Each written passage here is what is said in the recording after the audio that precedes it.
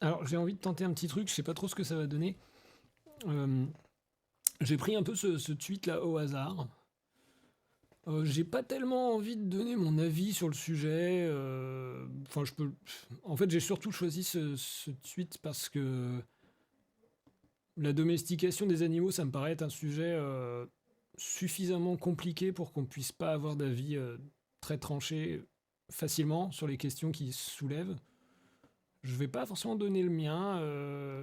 Je pense que je suis plutôt. Enfin, je sais pas qui est cette personne.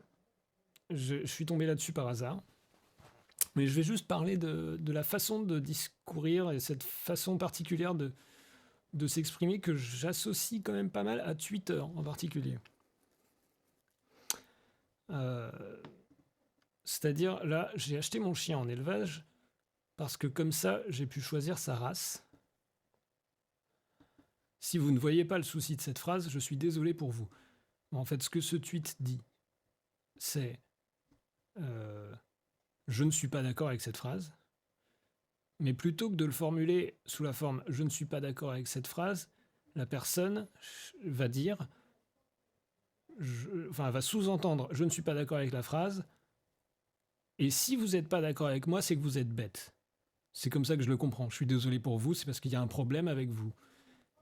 Et ça, je trouve, c'est une façon très condescendante de donner son opinion. Peut-être que je fais la même chose des fois, hein, je ne m'en rends pas forcément compte. Mais donc, je vais essayer de corriger cette phrase.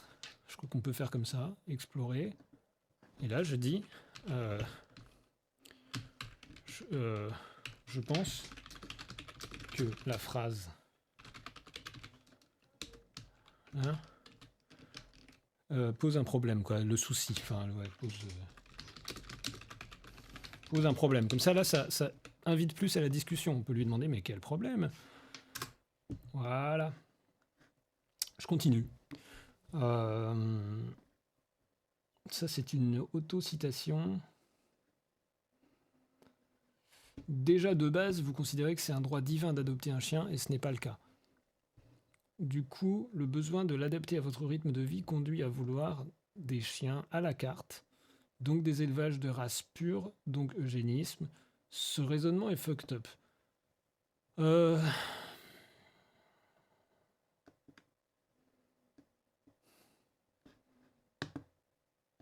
Est-ce que c'est. Est-ce que je dois corriger ça?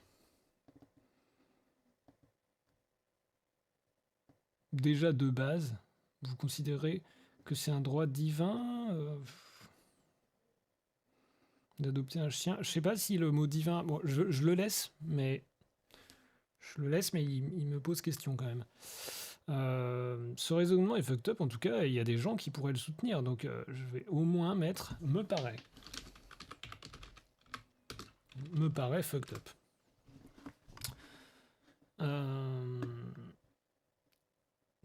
Bon, ça, c'est la même personne qui expand son opinion. Si tu cherches à adopter un chien, bien évidemment, tu vas essayer de trouver un chien qui puisse s'épanouir avec toi. Donc, tu vas chercher des races qui s'accordent avec ton mode de vie. Parce que tu penses que la génétique dicte tout. Alors là, là, la personne parle à la place de ses opposants. Ça me plaît pas trop. Alors, je vais dire parce que tu penses que. Parce que tu penses. Allez, au moins, probablement. Que la génétique dicte tout. Ça peut être vrai pour des caractéristiques générales qui reviennent au final à des choix esthétiques. Mais au niveau de l'adaptation entre humain et chien, c'est au feeling. La race n'a rien à voir avec ça. Le jour où vous comprendrez que prendre un chien dans des assauts SPA, c'est augmenter les chances d'abandon, alors ça par exemple, ça va pas du tout. Enfin,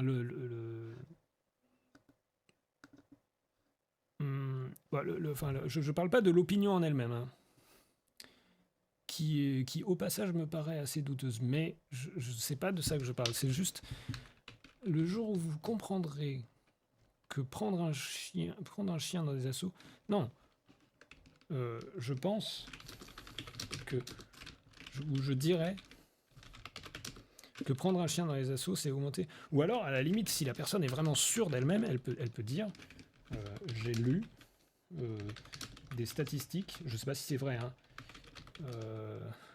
qui tendent à prouver que ça tient toujours dans je sais pas combien de caractères, 240, hein, donc normalement ça va encore. Ça rallonge peut-être un peu la phrase, mais j'ai lu des statistiques qui tentent à prouver que prendre un chien dans des assauts SPA, c'est augmenter les chances d'abandon.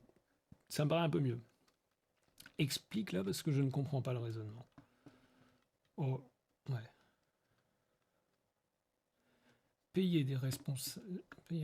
Responsabilise les gens. Un chien, ça coûte de l'argent. Ce n'est pas une décision à prendre à la légère. Ça passe.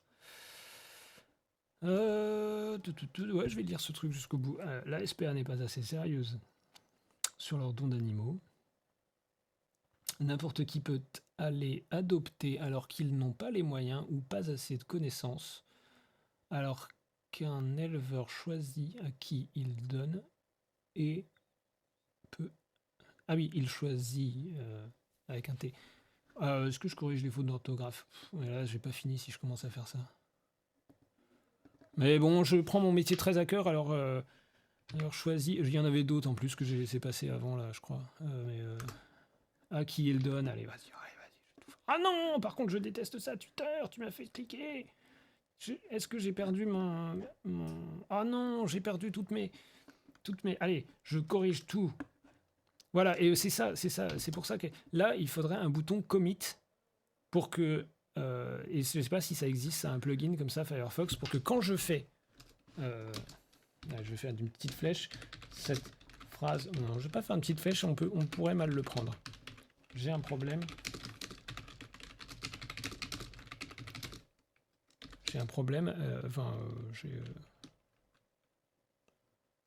la phrase me semble poser problème. C'est comme ça que j'avais dit. Et là, vous avez vu tout à l'heure, là, j'ai changé de page sans faire exprès, je reviens et c'est revenu comme avant. Donc c'est pour ça que je voudrais avoir un bouton commit. C'est pas ce bouton-là, mais peu importe. Et quand on clique sur commit, ça commit vraiment la nouvelle phrase dans Twitter et ça la change pour tout le monde. C'est ça que je veux. Et là, dans ces conditions-là, je suis prêt à passer l'intégralité de Twitter en revue, peut-être pas tout seul, hein, avec des gens, pour corriger toutes les fautes. Les fautes de discours. Hein. C'est quoi cette raison-là? Pourquoi les chiens... Pourquoi aller prendre un chien de race, ça coûterait... J'avoue que les chiens... Non. Je vais continuer à en corriger quelques-unes. Je vais continuer. Bah, il n'y a rien de choquant, parce que plot twist. Alors, plot twist, ça, je trouve que c'est un tout petit peu... En fait, j'ai l'impression que ça sous-entend... En fait, un plot twist au cinéma, c'est quelque chose auquel on ne s'attend pas. Et je crois que la raison pour laquelle cette personne dit plot twist, c'est pour se moquer de la personne à qui elle répond en imaginant que ce truc-là que j'ai pas encore lu et qui va être une évidence pour elle, soit en fait un plot twist pour la personne de base qui donc est trop bête pour avoir anticipé cette réponse. Enfin, je crois que c'est un truc du genre. On va voir, je le lis jusqu'au bout. Il n'y a rien de choquant parce que plot twist, en général, on choisit la race du chien en fonction du mode de vie qu'on a. On va pas prendre un labrador de la SPA si on vit dans 20 mètres carrés. Avant de prendre mon chien en élevage, je suis allé à la SPA et aucun ne me correspondait. Non, mais alors moi, dans cette phrase, je supprime juste le plot twist. Parce que, en général... Voilà. Il ne pouvait pas cohabiter avec des enfants, 3 à la maison. Pas cohabiter avec des animaux, pas pratique pour le dog-sitter, etc. Bref, il y a plein de raisons qui font que les gens préfèrent parfois acheter en élevage, et ça fait pas d'eux des gens cons ou méchants.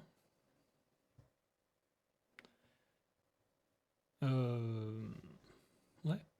Tu pars du principe que si tu trouves pas ce qui correspond à ton mode de vie, il faut aller commander un chien qui est le fruit d'accouplement forcé pour garder le même patrimoine génétique. Jusque-là, ça va. Afin de préserver certaines caractéristiques.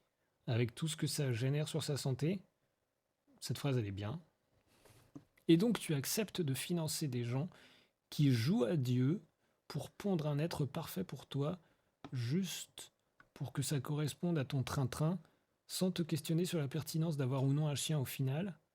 Alors ça, c'est un tout petit peu condescendant, mais c'est juste des métaphores, donc on peut accepter les métaphores.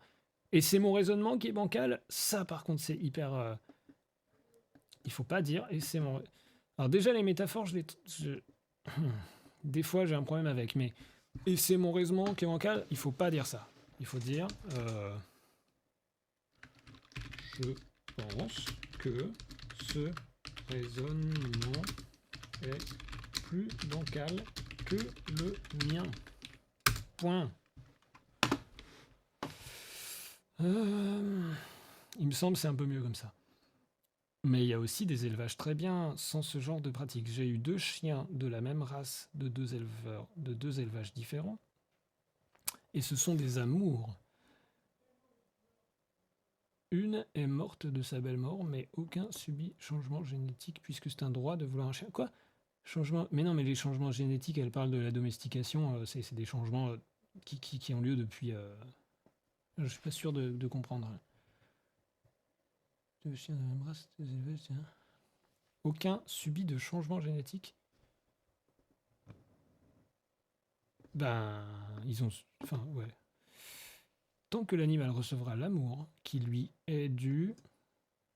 Non, les fautes d'orthographe, j'arrête de les corriger. C'est surtout le ton qui m'intéresse. Et qu'il ne se retrouve pas seul, abandonné dans une SPA, je vois pas le problème d'adopter dans de bons élevages le chien de nos rêves. Le chien de nos rêves. On n'adopte pas dans un élevage, on achète un objet vivant. Nuance.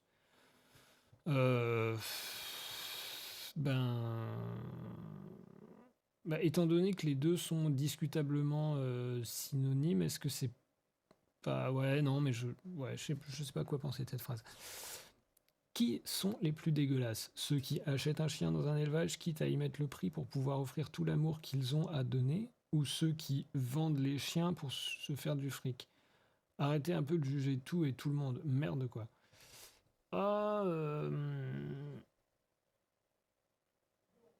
Alors là, là, je pense que je peux avoir des choses à dire sur cette phrase pour le fait de comparer un truc avec un truc pire pour crédibiliser le truc en question. Mais là, c'est pas vraiment le sujet de mes retouches actuellement. C'était plus la condescendance générale. Je sais pas si je corrige ça. Arrêtez un peu de juger tout et tout le monde. Ouais, je vais quand même le corriger. Si, c'est important. Je me suis fait avoir là Qui sont les plus dégueulasses ? Ceux qui achètent... Non, alors il dit... Je pense... En fait, c'est pas mal de commencer toutes ces phrases par « je pense que ». C'est peut-être ça la conclusion de mon... Je pense que ceux qui achètent un chien...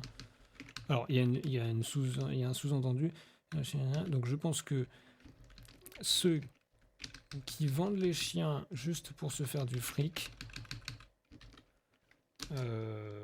sont plus dégueulasses que ceux qui achètent un chien dans un élevage. Quitte à mettre le prix pour offrir tout l'amour qu'ils ont à donner. Voilà, et le reste là, arrêtez de juger tout et tout le monde.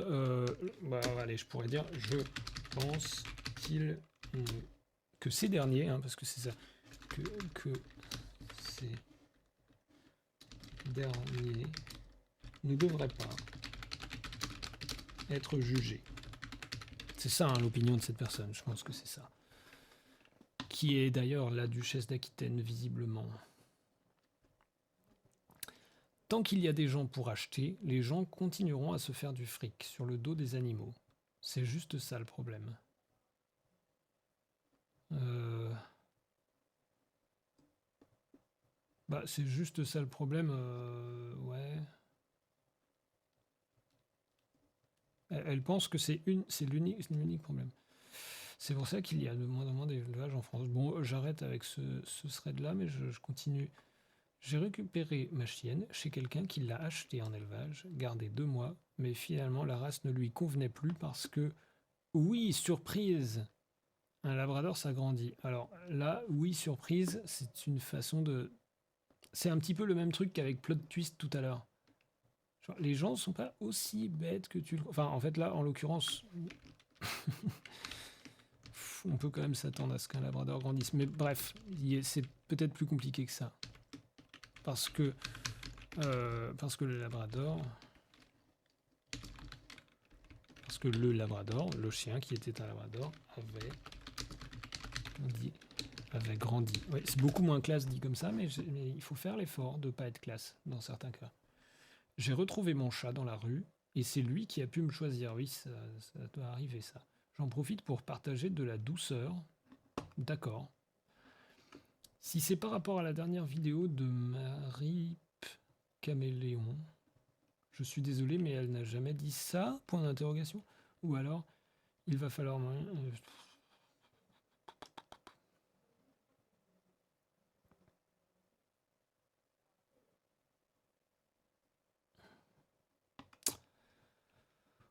Oh, c'est beaucoup plus difficile que je le croyais de faire ce travail. En plus, c'est complètement inutile puisque, comme je l'ai dit tout à l'heure, une fois que je fermerai cette page, ça disparaîtra. Donc bon, c'est là que je fais appel à vous. Je voudrais vraiment que quelqu'un développe un outil pour permettre à je sais pas, peut-être un comité de relecture de corriger ça sur Twitter parce que c'est omniprésent. Ces formules. Là, je suis étonné d'en avoir vu curieusement peu d'ailleurs. Des formules comme ça, un peu condescendantes.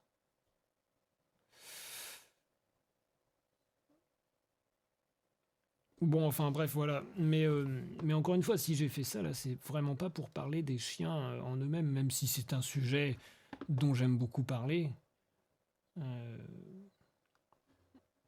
Bon, allez, au revoir. Au revoir, correction de Twitter. Ouf. Non, je reprends l'antenne 2 secondes parce que j'ai oublié un truc essentiel dans cette démarche, c'est les trucs comme ça. Là, je pense que ça veut dire c'est bien. Eh ben, alors c'est plus difficile à corriger, mais je vais y arriver. On n'a pas besoin d'un personnage de film pour le dire à sa place. Si ce que tu veux dire c'est bien, Coco, eh ben tu peux dire c'est bien. Tu vois, niveau entropie, c'est quand même vachement plus rentable. Ok. C'est bien, voilà. Et puis si ce que tu veux dire c'est dégoûtant, eh ben c'est pareil. Tu dis... Bon, je peux tout prendre comme ça. C'est dégoûtant. Voilà. Voilà, ça ce serait... Là, je serais vraiment preneur d'un plugin qui regarde ces espèces de gifs, c'est un peu tout le temps les mêmes, ou ces photos tirées de séries ou de je sais pas quoi. Et s'il voit un personnage... Enfin, ce serait listé, je sais pas, s'il y a quelqu'un qui fait clap-clap, ça remplace par bravo. Enfin, ça remplacerait par des vrais mots. Ça, je l'utiliserais vraiment, s'il y avait ça.